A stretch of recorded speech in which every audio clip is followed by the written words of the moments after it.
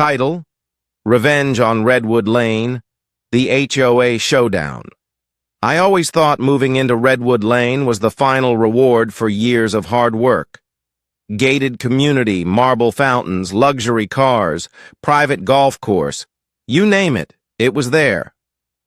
But I never expected the real battle to begin after the move. Her name was Karen.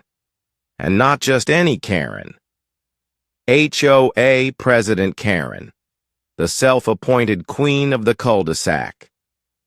It all started the day I parked my Lamborghini Aventador, matte black, red calipers, custom rims, right outside my driveway for 27 minutes. 27. That's how long it took for Karen to appear. She didn't walk over like a normal person. No. She stormed across the street in her house robe and pink slippers, iPad in one hand, HOA violation notice in the other. "You can't park that monstrosity here," she barked. "It's lowering the aesthetic of the neighborhood." I should have ignored her. I should have laughed it off. But when she leapt onto my Lambo's hood, scratched the paint with her diamond-ringed fingers, and shouted, "I'm doing this for the community," something inside me snapped. That was the day I decided to fight back, and if Karen thought the HOA had power, she had no idea who she was dealing with. Karen wasn't just HOA president, she was a dictator. She held meetings every Tuesday. At 7 p.m. sharp, fined neighbors for having slightly off-colored mulch, and even banned wind chimes because they were orally invasive. I started documenting everything: hidden GoPros, microphones camouflaged in birdhouses. Every time she crossed a line, it went on the drive I titled Operation Reclaim Redwood. Then I dug deeper. HOA financial records were public, if you knew where to look. What I found? Wild. Karen had been using HOA funds to renovate her bathroom, throw community-only wine nights, and even fund a short film starring her Pomeranian, Sparkle. I confronted the HOA board, but they were scared. They didn't want to lose their parking permits or, God forbid, their Christmas light privileges. So, I did what I do best. I got creative. First, I hired actors. One played a state inspector who arrived unannounced, clipboard in hand, while Karen was mid-brunch.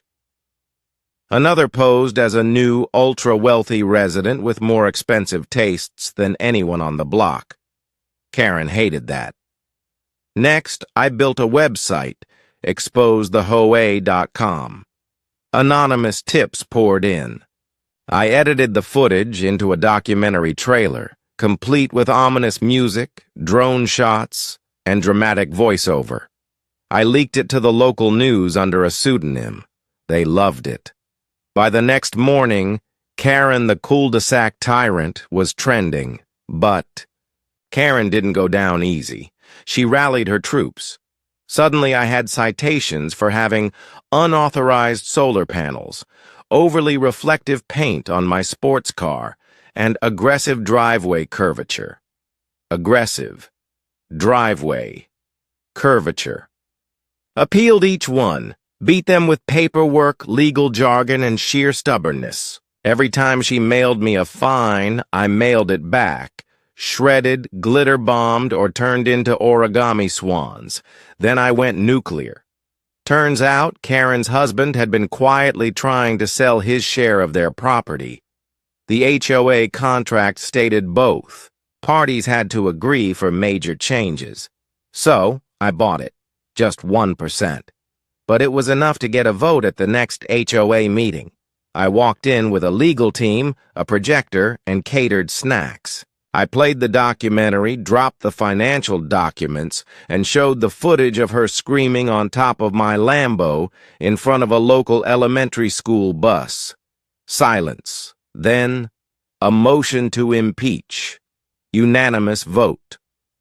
Karen stood up, red-faced, lips quivering. "This is illegal!" she shrieked. "Actually," I said, "it's democracy." But I wasn't done. You see, her final act of pettiness was towing my Lambo. So, I bought the towing company. And when Karen's Lexus was parked a little too far over the line one morning, guess what happened? Yep. Her car disappeared. I sent her a photo, my Lambo parked next to her Lexus at the impound lot, with a note, lowering the aesthetic. Today, Redwood Lane is peaceful. The new HOA president is a retired lawyer with a pet parrot named Captain Justice. We have block parties, tasteful wind chimes, and exactly 0 unsolicited citations. And Karen? Rumor has it she moved to a new community. Something about a condo in Florida. But every now and then, I take a drive. Matte black Lambo. Red calipers gleaming.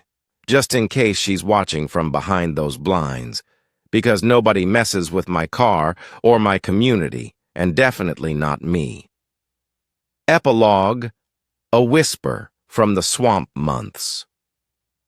Later, I received a thick envelope in the mail with no return address. Inside was a blurry photo of Karen, sitting poolside at a Florida condo, clutching a suspicious-looking clipboard. In the background, a red sports car with a fine tucked under the windshield.